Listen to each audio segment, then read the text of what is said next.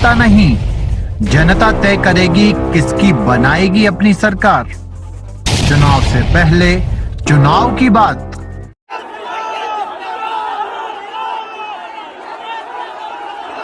Brother, यहाँ पे हमारा माइक खराब हो गया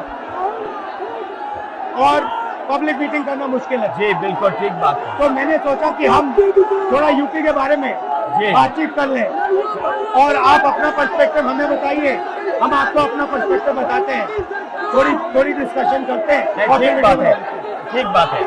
मैं समझता हूँ कि जब माइक खराब हो गया, हम दोनों बात करेंगे, वो रिकॉर्ड होकर के जाएगी तो लोग बेहतर और अच्छा समझेंगे और अच्छा रिजल्ट आएगा। और क्योंकि सोशल मीडिया से वेल कनेक्टेड है तो सब लोगों को जानकारी मिल जाएगी कि हम और आप क्या बोल रहे हैं। यूपी जो 80 सीटें ले रहा है, इसमें 79 सीटें समाजवादी पार्टी, कांग्रेस, इंडिया गठबंधन जीत रहा है। एक जो क्यूटो है उसमें हम और आप लड़ाई में हैं। और इस बार क्यूटो नाम कैसे जापान में आई है? ये क्यूटो क्योंकि जो प्रधान सांसद हैं, उन्हें सपना दिखाया था काशी के लोगों को कि दुनिया की सबसे बेहतर सिटी बनेगी क्यूटो। तो क्यूटो बनी नहीं बनी, काशी के लोग ये तय करेंगे और फिर वोट डालेंगे। तो इस बार मन मर्जी नहीं चलनी है, मन की बात नहीं चलेगी, हमारे आपकी बात और 140 करोड़ लोगों की बात और संविधान की बात होगी। और आपने देखा, हम सब ने देखा कि यूपी को नरेंद्र मोदी जी ने बेरोजगारी का सेंटर बना दिया और इतनी बेरोजगारी की है। ये जितने बच्चे दिखाई दे रहे हैं, ये वो लोग हैं, दिखाओ जो अग्निवीर या पेपर लीक, जिसकी वजह से इन्हें नौकरी नहीं मिली है और ये सब रोजगार नौकरी चाहते हैं। बीजेपी ने जो झूठे सपने दिखाए थे इन्वेस्टमेंट मीट के, जो झूठा सपना दिखाया था डिफेंस एक्सपो का, जो सपने बेचे थे G20 में, लेकिन इन नौजवानों को न नौकरी मिली न रोजगार मिला, आज ये खाली हाथ हैं। तो इसलिए हमें और आप मिल के, जो आपने कहा, जो इंडिया गठबंधन कह रहा है कि 30 लाख बच्चों को नौकरी दी जाएगी, उस दिशा में हम लोग काम करेंगे। और पहली नौकरी पक्की स्कीम, जिसके माध्यम से हर ग्रेजुएट को नौकरी का अधिकार, बेहतरीन ट्रेनिंग और बैंक अकाउंट में 1 लाख रुपए साल के। आपने नोट किया कि मोदी जी खटाखट बोलने शुरू कर दिए। ये आपके खटाखट के बाद वो रटारट खटाखट कर रहे हैं। अच्छा, आप एक बात बताइए, मुझे क्यूरियोसिटी है, थोड़ा आप अपने पापा के बारे में मुझे बताइए जी। मुलायम सिंह यादव जी के बारे में बताइए। आपने उनसे क्या सीखा? नेताजी और उनके साथ के लोग बिल्कुल जमीनी राजनीति करते रहे। हालांकि नेताजी कुश्ती, पहलवान और गांव के थे। करते हो कुश्ती? नहीं, मैं कुश्ती नहीं कर पाया जीवन में, क्योंकि मैं मिलिट्री स्कूल में चला गया तो कुश्ती नहीं कर पाया। लेकिन नेताजी इसीलिए धरती पुत्र बोले गए कि वो जमीन की बात को समझते थे। धरती पर जो लोग हैं उनकी क्या भावना है, उसको लेकर के वो आगे बढ़ाना चाहते थे। और आपका इस क्षेत्र से और इस शहर से आज का लगाव नहीं है, न जाने कितने सालों पुराना लगाव है।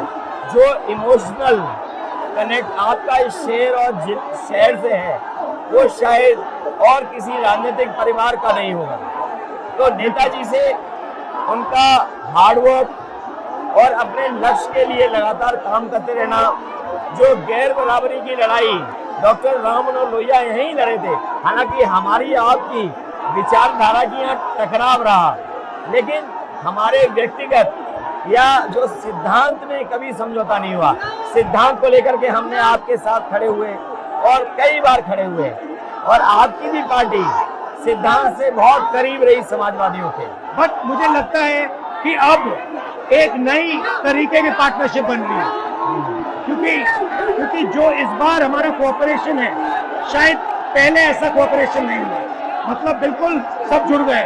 सबसे अच्छा ये है कि जितना उन्होंने कहा 2 लड़कों की जोड़ी, उतना युवा आपसे, हमसे, इंडिया गठबंधन से और जुड़ गया। तो ये नेचुरल अलायंस है, और नेचुरल अलायंस इसलिए लोग महसूस कर रहे हैं कि वो चाहते हैं कि नौकरी और रोजगार मिले। रोजगार मिले। तो ये बड़ी भावना है कि हमसे आपसे ये यूथ कनेक्ट कर रहा है। सबसे बड़ी बात, महंगाई की चोट सबसे ज्यादा इन लड़कों को लगती है। हमारी थिंकिंग है और आपकी भी है कि ये जो 22-25 लोगों को नरेंद्र मोदी जी ने पूरा का पूरा धन पकड़ा है, उसको ठीक करने के लिए जो हमारे युवा हैं, माताएं बहनें हैं, उनको डायरेक्ट बैंक अकाउंट में पैसा देना है। देखिए, ये जो लोगों के पास पैसा पहुंचने से जो अर्थव्यवस्था को लाभ मिलेगा, मैं समझता हूँ इनका भाग्य भी बनेगा और देश की अर्थव्यवस्था ही बेहतर होगी। ये जरूरी स्कीम है कि इनके अकाउंट में पैसा पहुंचे, जिससे थोड़ा बहुत जीवन स्तर इनका भी अच्छा हो। नरेंद्र मोदी जी डिबेट से क्यों डरते हैं? क्योंकि वो सच का सामना नहीं करना चाहते। पूरा उनका झूठ का गुब्बारा है। वो बीजेपी और बीजेपी के लोग मन मर्जी से चलते हैं, अपनी मर्जी से चलते हैं और उनको लगता है कि डिस्कशन की कोई जरूरत नहीं है, क्योंकि वो सब कुछ जानते हैं। डेमोक्रेसी में जितना डिस्कशन होगा, जितने विचार एक दूसरे को हम सुनेंगे और एक दूसरे पे भरोसा करेंगे, उतना हमारा लोकतंत्र मजबूत होगा। ये बीजेपी के लोगों ने न केवल हमारी जान को खतरा पैदा किया है, बल्कि लोकतंत्र को भी और संविधान को भी खतरा पैदा कर रहे हैं। और इसका नतीजा दिख रहा है कि चाइना हमारी जमीन के अंदर आ गया, ये बेरोजगारी बढ़ती जा रही है, जो प्रोडक्शन होता है वो नहीं हो रहा है, और पूरा का पूरा एक्सटॉर्शन, ईडी, सीबीआई, ये लोग मतलब एक्सटॉर्ट कर रहे हैं। कई बार सुनने को मिल रहा है और सरकार स्वीकार नहीं कर रही है। लद्दाख की